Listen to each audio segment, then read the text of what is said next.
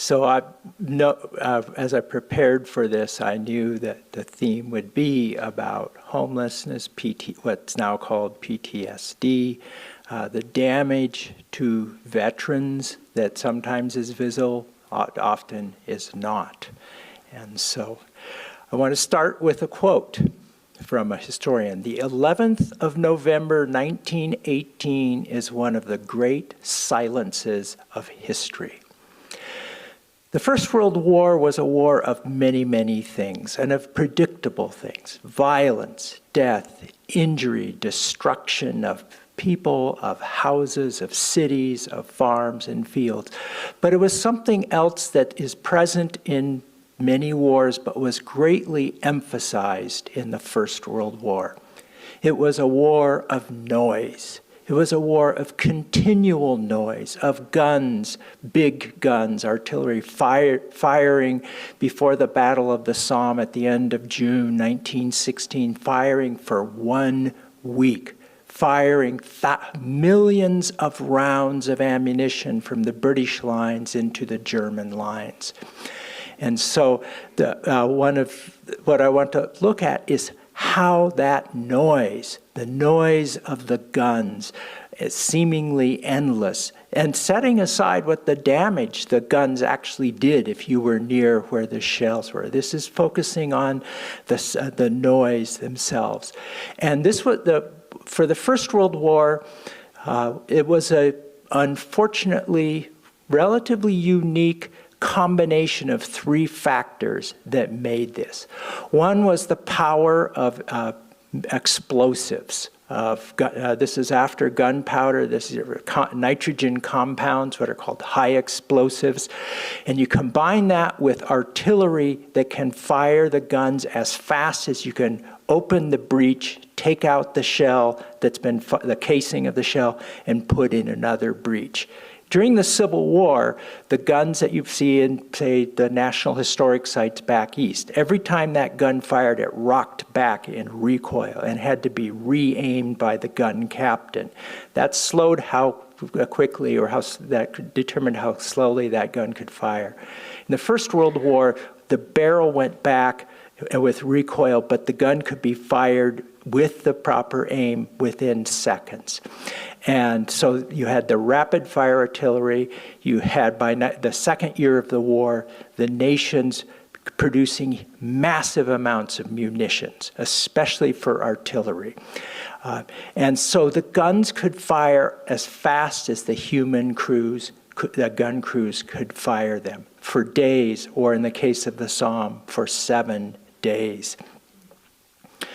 And so the other part of that is the capacity of these nations to provide not just the guns, but all the munitions those guns could use. And then you combine that with something that was partially unique to the First World War, the degree of that. That was stationary fronts. These were fronts where for days, weeks, months, or years, the troops on both sides were relatively close to each other. They didn't move, often again for months. That meant more and more guns and more ammunition could be moved up to storage places behind. And so those stationary fronts concentrated. They concentrated the people, they concentrated the guns, they concentrated the noise of the guns. And so that was unusual. The Second World War was much, for instance, a war of motion. The U.S. Civil War was a war, for the most part, of motion. But the First World War, and not so much known in the United States, as say in Britain, but some of these stationary fronts, the Western Front in Belgium and northern France, the Eastern Front, which mostly lay within the Russian Empire, in the Alps of Italy, it probably is a place that you've maybe know about more, Gallipoli, in the Gallipoli Peninsula of Turkey. North of Salonika, Thessaloniki in Greece, Gaza, There was a stationary front at Gaza. This violence that's happening in Gaza now is not the first or the second time that city has been hammered by artillery and modern weaponry. And one of the features of the First World War that reflects this concentration of people, guns, and noise are the battles that are numbered. Not just a battle of Chancellorsville or Shiloh, but battles that are the second battle of the Marne, the 3 battles outside Ypres in Belgium, 3 battles at Gaza in what was the Ottoman Empire. But the unfortunate winner is the Isonzo Valley on what is now the border between Italy and Slovenia. 11 battles of the Isonzo. The 12th battle actually they gave it a different name of Caporetto. And not only were those battles fought with heavy artillery, it was in rocky domains. So the guns not only killed with fire, but they killed with rock shrapnel as the shells hit the rocks around. And so this permanence of the trenches, of the battles and the noise and the guns, is what gave us the landscapes that we know through film. Even political cartoons use the landscapes of the fixed fronts, the trenches, the barbed wire, the mud, the trenches, the wooden duckboards, wooden walkways across the mud, the shell craters, the rats, the corpses that are parts of which are sticking out of the trenches. That was one of the legacies of that. And it was, as you can imagine, it was a feature for people who served months and years in the trenches. And for most Americans, this was not an issue. That mentally living in those circumstances, the noise, the mud, the rats, the human body parts that actually became parts of parapets of the trenches, put a tremendous stress on the soldiers. And it showed up quickly. The war began and the fighting began at the very end of August or July 1914. It grew quickly through August. And by February of 1915, half a year later, medical professionals, especially in Britain, were diagnosing the problem. They saw soldiers who physically were either unharmed or only lightly wounded, but who couldn't talk, who stuttered, who had the shakes, it probably wasn't completely new. There'd been artillery around for a couple hundred years by this time, but the intensity meant that it was showing up in numbers that even senior medical professionals didn't remember it from, say, the South African War, the Boer War. And by 1915, by February of 1915, it was showing up in The Lancet, which was one of the main medical journals in Great Britain, in the UK, and they'd been given a name, shell shock. And that it reflected the origins in artillery, the explosions that were happening. And of course, not just the noise, but the chance that if you walked 50 feet from where you'd been, for whatever reason, and a shell hit where you'd been 20 seconds after, the unpredictability, the sense of disorder, and was strong. And so shell shock became a major issue. Many medical people recognized what it was. It was publicly published. Other people denied it. Some of these soldiers were accused of being cowards. They were accused of being weak. They were accused of faking it to find a way out of service. And so while it was recognized early on, it took a long time, and this is not a surprise, for some of the larger institutions to accept that this was what was happening. And I think when I look at photos of the First World War, one of the images that I think has become is of the First World War and the devastation that it caused, not just to people, is to trees. You look at photos of some of the Western Front places like the Somme and Passchendaele, and there are trees that all is left are the trunks and some of the heavier limbs. No twigs, no limbs, and there are landscapes full of trees. And in some ways, the damage to those trees could be seen as the visible evidence of the conflict to reflecting the unseen damage to the millions of soldiers, whether they were completely muted by this or whether they just jumped when a loud noise would surprise them. And so this was one of the consequences of the First World War. In the Second World War, it occurred again. There was more motion, but still artillery. It was called battle fatigue. And then, as time went by, it was recognized that this damage to people's mental constitution could come out from outside of war. So in 1980, the term post-traumatic stress disorder was first published, at least.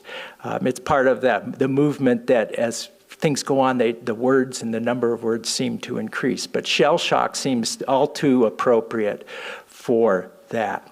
This landscape that the war was fought in, especially the Western War, the names of the battles became emblems not just of the battles who won, but of the damage done, the losses. In the first day of the Battle of the Somme, July 1st, 1916, 20,000 British soldiers died. Many of them died in their own trenches, waiting to go over the top as machine gun fire and artillery from the German lines. Those are the ones that there are memorials in northern France that list the name of every British soldier for whom no remains could be identified. What isn't recognized is the damage done to people who came back and lived out lives that were difficult for them, difficult for their families, difficult for their communities. And so certain battles became emblems. And I left my book.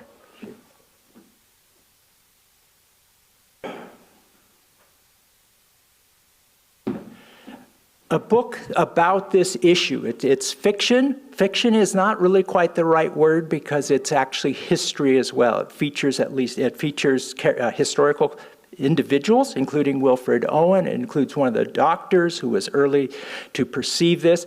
It's called Regeneration. It's by Pat Barker, an English woman, and it is don't read it late at night. It's a more of an early part of the day read. You want something better to read at night.